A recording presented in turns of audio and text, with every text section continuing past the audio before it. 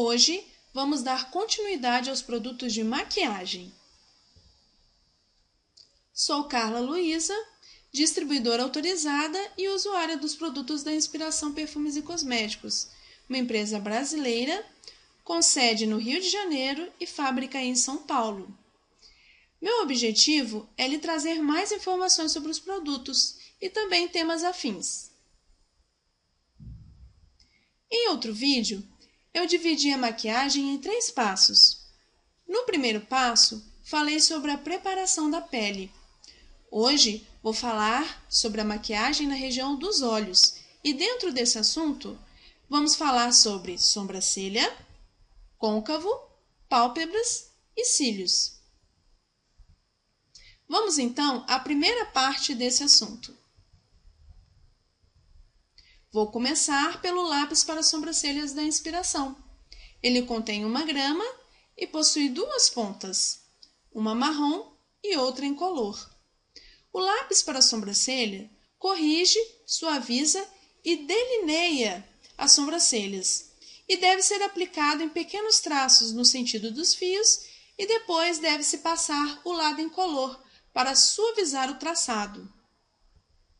Nesse lápis contém cera de karité. Quais são os benefícios da cera de karité para a pele? Hidratante, antioxidante, regeneradora celular e anti-irritante para aquelas peles sensíveis. Esse esquema, ele ajuda na delineação da sobrancelha. A sobrancelha realça muito a maquiagem, então ela deve ser harmônica com os olhos.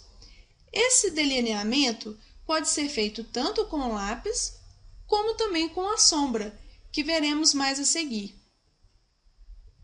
Também vou falar sobre o apontador da Inspiração. Esse apontador ele é bem prático e ele possui 3 tampas, uma superior e 2 laterais. Essas tampas vêm ajudar no seguinte: elas não deixam cair resíduos na bolsa e nem entrar outros resíduos, e também tornam o apontador fácil de limpar. Essas tampas também protegem sua lâmina, o que geralmente acontece quando os apontadores não têm essa proteção. As lâminas sujam, acumulam-se ali bactérias ou fungos e isso acaba irritando os olhos das pessoas que usam lápis. Então, essa proteção vem ajudar nesse sentido, de proteger também contra alergias. Agora vamos falar sobre o fixador de sombra da Inspiração. Ele contém 3 gramas e ele vem prolongar a maquiagem, realçando também as cores. O fixador, quando você passa ele por baixo da sombra, a sombra ela fica numa cor mais intensa. É interessante também a gente lembrar o seguinte: tudo que é cremoso adere melhor ao que é pó e vice-versa, o pó também adere ao que é cremoso. Então, quando você passa o fixador de sombra, ou também chamados por muitos como primer de sombra, Quando você passa o fixador, ele vai aderir melhor à sombra.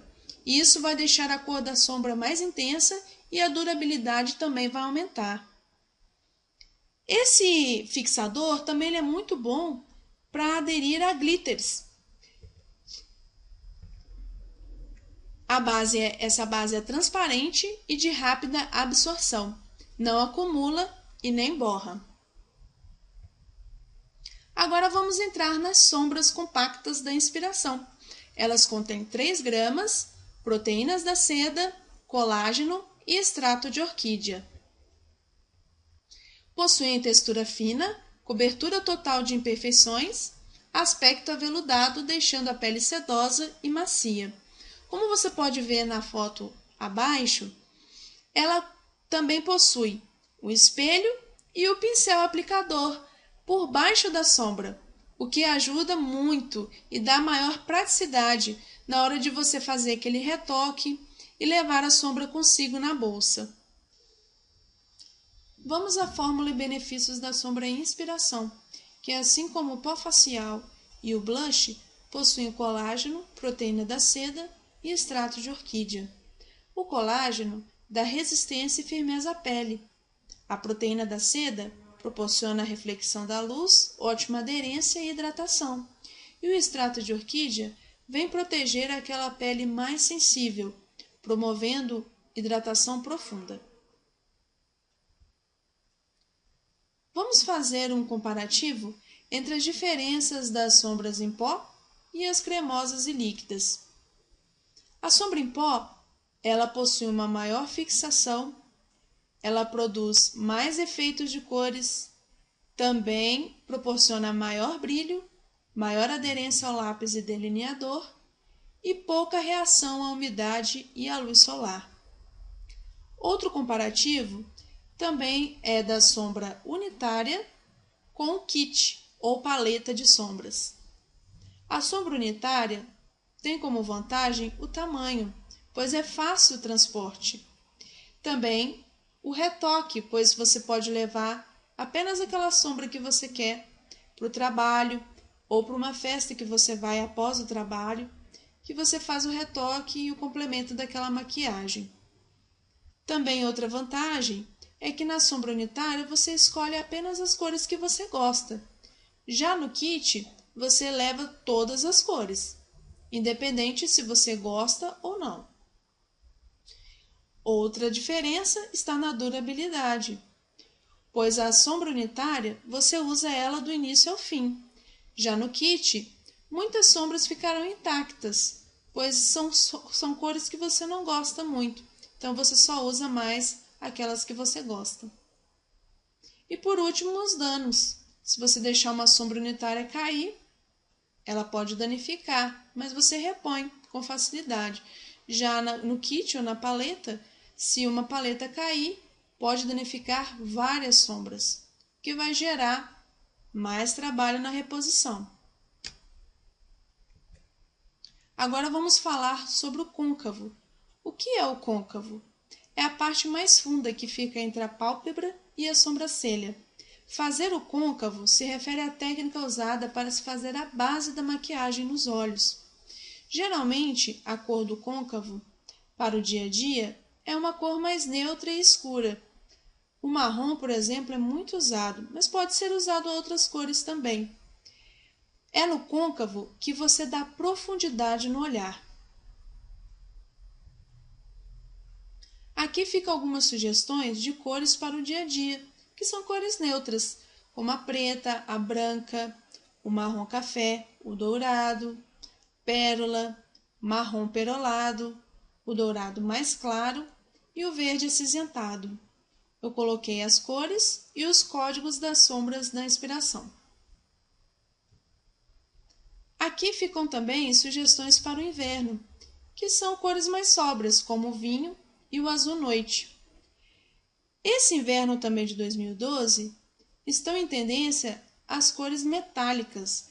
A inspiração disponibiliza duas cores metálicas, a prata e a cobre, e também disponibiliza a iluminadora, que pode ser usada tanto sozinha como sobre outras cores de sombra. Vamos ver aqui duas fotos de desfile agora inverno de 2012. Como vocês podem ver, o metalizado está em tendência e também o olho bem marcado e esfumado.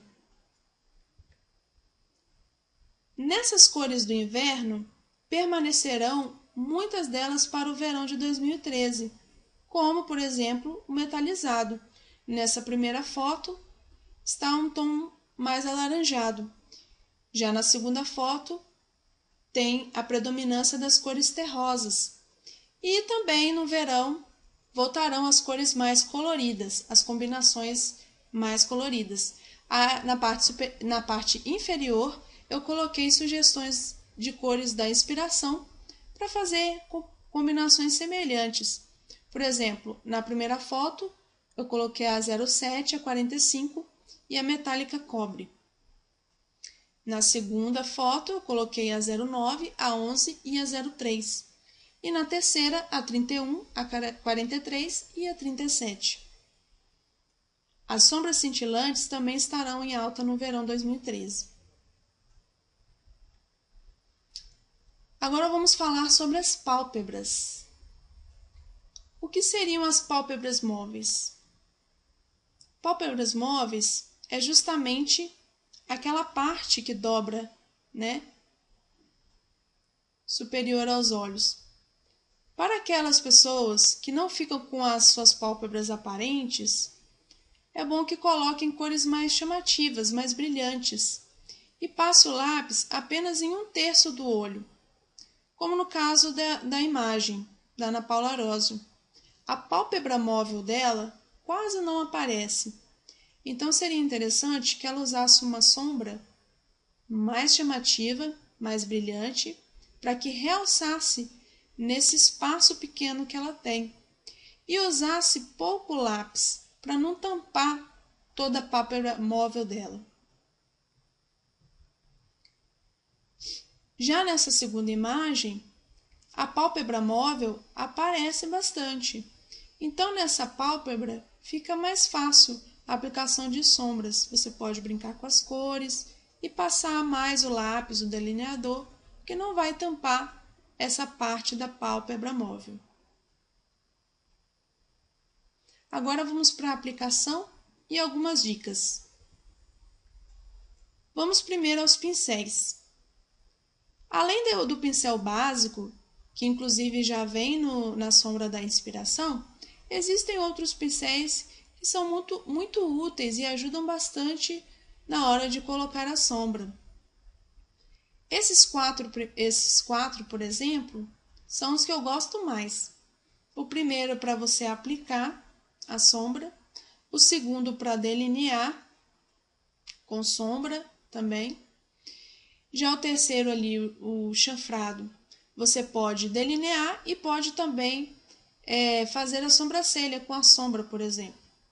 E o último ali, que tem mais cerdas, você pode estar esfumaçando. Nessa imagem, dá um modelo simples de como você pode aplicar as cores na pálpebra móvel. Ali dá um exemplo, por exemplo, também da sombra clara abaixo da sobrancelha, pode ser uma sombra branca ou pérola. A cor de sombra escura na parte do côncavo, que a gente acabou de ver, e também na parte externa você coloca a cor mais escura. A cor clara, de sombra clara ou uma cor média na parte ali central da pálpebra móvel. E a sombra preta esfumaçada junto com o delineador ou lápis ali rente aos cílios. Logo abaixo tem a sugestão do lápis branco na parte interna dos olhos. O lápis branco muitas pessoas ainda não conhecem. Esse lápis, quando ele é aplicado na parte interna, ele dá uma aparência de que os olhos são maiores. Ele aumenta os olhos, né? Dá essa ilusão óptica. Agora vamos para os tipos de olhos. No primeiro caso aqui, nós temos os olhos fundos. Então, é importante lembrar o seguinte: as cores escuras, elas vêm a disfarçar, a diminuir, e as cores claras vêm a ressaltar e aumentar. Então, quando você for fazer a sombra, né, aplicar a sombra, você vai ter isso em mente, que as cores mais escuras, elas têm a tendência de diminuir e as cores mais claras de aumentar. Então, no caso dos olhos fundos, você não vai colocar uma cor muito escura, porque vai aparentar que os olhos são ainda mais fundos. Então, você vai usar cores mais claras. Já nos olhos caídos, você vai aplicar a sombra levantando um pouco acima do côncavo, para dar uma aparência de que os olhos estão mais levantados. São técnicas muito usadas pelos maquiadores, mas você pode fazer isso em casa também. Tudo uma questão de prática. Outro tipo de olho é o olho junto demais, aqueles olhos que estão muito próximos ao nariz. Para você dar uma ilusão de que eles estão mais afastados, você vai aplicar as sombras mais claras próximo ao nariz, levando para um tom mais escuro a partir do momento que você vai chegando na parte externa do olho. Então, você vai dando uma ilusão de ótica de afastamento. Já nos olhos afastados, é o contrário. Se eles estão afastados, você não vai colocar a sombra mais clara próxima ao nariz. Você vai colocar a sombra mais escura próxima ao nariz e vai clareando à medida que vai para o lado externo do olho, para dar uma ilusão de aproximação dos olhos. Outro tipo de olhos são os olhos pequenos. Já que você quer aumentá-los um pouco, você pode estar colocando cores mais claras, inclusive abaixo da sobrancelha também, iluminando bem. Já no olho oriental ou mestiço, como eles não têm a parte do côncavo, você vai precisar marcar bem essa parte do côncavo com a sombra e vai trazê-la pouco mais próximo da sobrancelha, para dar mais profundidade e aumentar o olhar. Já os olhos grandes, vamos supor que você quer diminuí-los um pouco.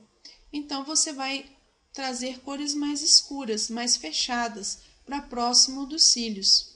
E aí você pode fazer um degradê, clareando, afastando dos olhos uma cor mais clara. Aqui nas imagens, você pode perceber mais nitidamente os tipos de olhos. Por exemplo, na primeira, os olhos são afastados. Na segunda, os olhos são grandes. Na terceira, os olhos são profundos. Na quarta, os olhos são mais caídos. Na quinta, olhos pequenos. E na última, os olhos mais próximos. Qual será o tipo dos seus olhos? Identifique e pratique essas técnicas, que você pode revê-las a hora que você quiser, que com certeza vai ajudar muito no make final para a sua maquiagem. Essa tabela também é bem interessante. Ela dá sugestões para as cores dos olhos. O mais importante que eu acho, sim, para a cor dos olhos em relação à sombra, é evitar de usar exatamente a cor dos olhos na sombra. A não ser que você faça todo um efeito, né, de tom sobre tom, ficando uma coisa mais refinada. Mas fora disso, é bom você evitar, por exemplo, se você tem o olho verde, colocar uma sombra no mesmo tom de verde dos seus olhos. É bom você sempre estar contrastando. E aqui vem umas sugestões para você fazer esse contraste, realçando assim as cores dos seus olhos.